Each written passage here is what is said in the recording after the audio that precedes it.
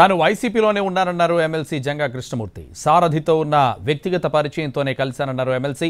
తాను గురజాల సీటు ఆశిస్తున్నారని జంగా స్పష్టం చేశారు. అధిష్టానం సీటుపై క్లారిటీ ఇచ్చిన తర్వాత నియోజకవర్గ ప్రజలతో మాట్లాడి తగిన నిర్ణయం తీసుకుంటామన్నారు జంగా.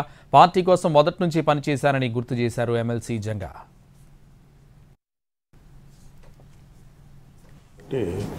ఇప్పుడు ఖచ్చితంగా వచ్చి కలిసాం, అంతేగాని దీంట్లో చెప్పుకోవాల్సిన విషయం లేదు. వ్యక్తిగతంగానే కలిసాను. ఇటు పార్టీ అధిష్టానం సంబంధించి కానివ్వండి, ఏరే వాళ్ళు పొమ్మంటం కానివ్వండి, లేకపోతే ఏదో కావాలని రావడం అని కాదు, జనరల్గా వ్యక్తిగతంగా వచ్చి కలవటం జరిగింది. ప్రస్తుత రాజకీయ పరిస్థితులు ఎలక్షన్ దగ్గరకు వస్తున్నాయి, సీట్ల విషయం ఉంది కాబట్టి సహజంగా రకరకాల ప్రచారాలు జరుగుతాయి.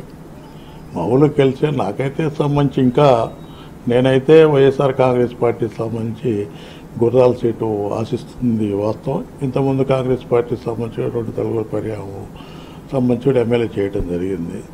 మా ఇంకా ఫైనల్ కాలేదు, నేనైతే ఆశిస్తున్నాను. ఏదైనా అభిప్రాయం ఉంటే నేను కూడా ప్రజాభిప్రాయం మేరకు నియోజకవర్గంలో ఉన్నటువంటి పార్టీ కార్యకర్తలకు సంబంధించి కానివ్వండి, ముఖ్యంగా బడుగు బలహీన వర్గాలకు సంబంధించి ఎస్సీ ఎస్టీ మైనార్టీ వర్గాలకు సంబంధించినటువంటి వాళ్ళ యొక్క అభిప్రాయం మేరకు నేను సీట్ అవ్వడం జరిగింది. మీరైతే బాగుంటుందనే అభిప్రాయం ప్రజల నుంచి రావడం ద్వారా నేను మళ్ళీ సీట్ అడగడం జరిగింది.